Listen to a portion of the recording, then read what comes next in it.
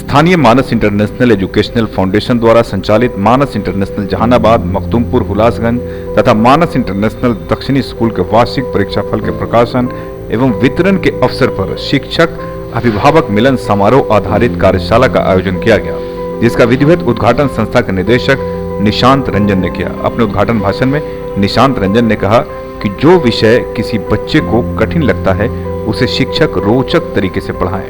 रट्टा मार पद्धति से मैट्रिक और इंटर की परीक्षा तो छात्र पास कर ले सकते हैं, लेकिन विषय को गहराई से समझे बिना आगे नहीं बढ़ा जा सकता है। इन्होंने कहा कि आजकल के छात्र पहले की अपेक्षा ज्यादा क्रियाशील हैं, इसलिए बदलते परिवेश में शिक्षकों को क्रिएटिव व इनोवेटिव बनना पड़ेगा। इस अवसर पर शिक्षकों को क्लास में रोचक तरीके से पढ़ाने के कई टिप्स भी बताए गए। छात्र छात्राओं को स्वाध्याय व सपना देखने जैसी संस्कृति पर जोर दिया गया। कहा कि स्वाध्याय व सपना न देखना भी एक प्रकार का पाप है। बच्चे सपना बड़ा हो या छोटा अवश्य देखें, ऐसा करने से छात्रों को सफलता अवश्य मिलती है। कार्यशाला की अध्यक्षता संस्था के सचिव डॉक्टर अरुण कुमार सिन्हा ने किया। अपने अध्यक्षीय भाषण में डॉक्टर अरुण कुमार सिन्हा ने अभिभावकों से बच्चों की पढ़ाई लिखाई तथा दैनिक गतिविधियों पर नजर रखने की अपील करते हुए कहा कि बच्चों के हित में अत्यंत आवश्यक है। इससे बच्चों में शैक्षणिक प्रदर्शन में सुधार की गुंजाइश होती है।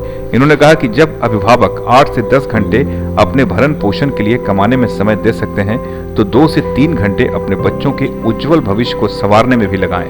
अगर इस पैटर्न को अभिभावक अपने बच्चों के लिए आजमाएं तो निश्चित ही उनके बच्चे राष्ट्र का नाम रोशन करेंगे। इस अवसर पर प्राचार्य मृत्युंजय कुमार ने कहा कि छात्र राष्ट्र के कर्णधार हैं।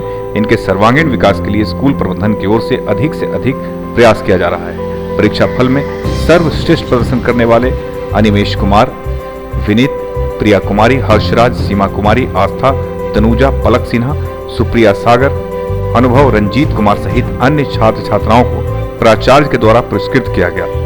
इस अवसर पर भारी संख्या में स्कूल के शिक्षक व अभिभावक उपस्थित थे। स्कूल के द्वारा बेहतर पढ़ाई की व्यवस्था के लिए स्कूल के निदेशक को धन्यवाद दिया गया। एसके मिश्रा, पब्लिक न्यूज के लिए।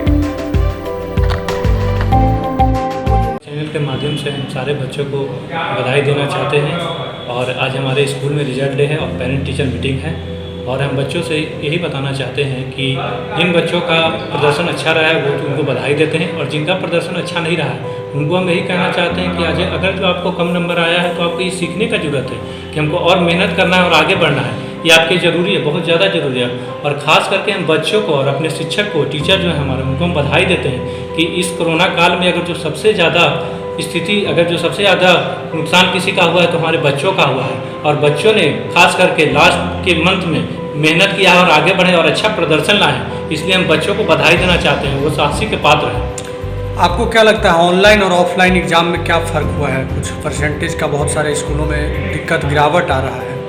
ऑनलाइन और ऑफलाइन का बहुत फ़र्क हुआ है क्योंकि सामने से जो पढ़ाई होता है, जो प्रैक्टिकल जो सामने से पढ़ाई होता है उसका महत्व काफ़ी ज़्यादा है, लेकिन जहाँ पे कुछ नहीं वहाँ ऑनलाइन क्लास भी जो हुआ वो बहुत ज़रूरी था बच्चों के लिए।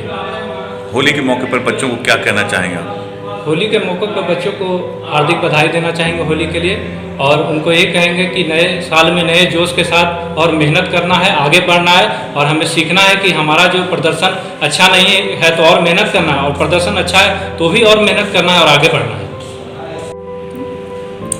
देखिए, सबसे पहले तो आपके चैनल के माध्यम से इस नगर के और ज़िले के तमाम सभी बच्चों के माता पिता व अभिभावकों को संदेश देना चाहते हैं कि यह जो हम लोग का ये सत्र जो अंतिम अवस्था में चल रहा है 2021, सचमुच में यह काला सत्र रहा। लेकिन मानस इंटरनेशनल स्कूल के अध्यापकों ने और मानस इंटरनेशनल स्कूल के अभिभावकों ने या उनके बच्चों ने जिस तरह से मतलब विद्यालय के अध्यापकों को सहयोग किया, जिससे हम लोगों ने इसे स्वर्णिम बनाने का अंतिम प्रयास कर रहे हैं। और मैं प्रॉमिस करता हूं आपसे कि शायद यह राज्य का यह पहला स्कूल होगा जहां कोरोना काल में सभी बच्चों को ऑनलाइन तो पढ़ाई दिए ही, ऑनलाइन परीक्षा भी दी, ऑनलाइन रिजल्ट भी दिए। जब सरकार की घोषणा हो गई स्कूल खोलने का 9वीं 10वीं 11वीं 12वीं का, तो हम लोगों ने वहाँ से ऑफलाइन स्टार्ट कर दिया। जब नीचे का आदेश आया तो फिर ऑफलाइन स्टार्ट कर दिया, लेकिन उसके बीच में भी हम लोगों ने PA1, PA2, PA3, PA4 term 1 और टर्म 2, आज ये टर्म 2 का रिजल्ट हम दे रहे हैं। तो इस परिस्थिति में इस लाख चैलेंजेस और परेशानियाँ, बाधा और विपरीत परिस्थिति के बावजूद भी इसे एक अवसर में बदलने का प्रयास किया है। लेकिन एक चीज़ हम अभिभावकों से अपील करना चाहेंगे, खास करके कि पहले के ज़माने में अभिभावक बच्चों को गाइड करते थे। आज का वर्तमान ज़माना है जिसमें बच्चा अभिभावक को गाइड करता है, जिसकी परेशानी स्कूल को भी है और बच्चों के माता पिता को भी है। आज मैं यही बताना चाहता हूँ कि अगर आप अपने बच्चों को अच्छा तालीम चाहते हैं, अच्छा भविष्य चाहते हैं या उनका अच्छा करियर चाहते हैं, तो निश्चित तौर पर स्कूल के द्वारा जो तय नीति है, जिस नीति में कम से कम अपने जीवन यापन, नौकरी, व्यवसाय के लिए अगर 6 से 8 घंटा समय निकाल लेते हैं, तो कम से कम 1-2 घंटे भी समय अवश्य अपने प्रतिपाल के भी निकालें। अगर ऐसा आप करते हैं तो निश्चित तौर पर वो आपका समाज का और देश का एक सुंदर भविष्य बनेगा और नए भारत के गढ़ने में उसकी बहुत बड़ी भूमिका होगी। कोरोना का असर सर देखा गया रिजल्ट पर? बिल्कुल नहीं। मैं तो चैलेंज करता हूँ कि जब मैंने बीच में भी मैं अपने गतिविधि को बनाए हुए थे, वाक्यों में बच्चों में जागरूकता हम बनाए हुए थे। हमारे बच्चे लोग उस समय में भी 85% किताब परचेज कर लिया था। जिस टाइम में 85% किताब परचेज कर लिया, मैंने सोचा कि मैं कोरोना को हरा दिया। और जब स्कूल खोला तो 95% बच्चे पहुँच गए। मैंने बच्चों के लिए भी सुविधा दिया, नर्सरी टू 8 मैंने 9 महीने का फीस नहीं लिया। केवल 9th से ऊपर के जो बच्चे हैं उनको मैंने फीस पूरा का पूरा लिया, क्योंकि उसमें अध्यापकों का सैलरी बड़ा होता है और परेशानी हम लोगों के साथ बहुत तरह की है। बैंक का लोन है, बस का लोन है, किस्तें हैं, इंश्योरेंस है, बिजली बिल है, PF है, बहुत तरह की दवा। फिर भी मैंने नीचे में सुविधा दिया, तो जिसको माता पिता ने भी लाइक किया।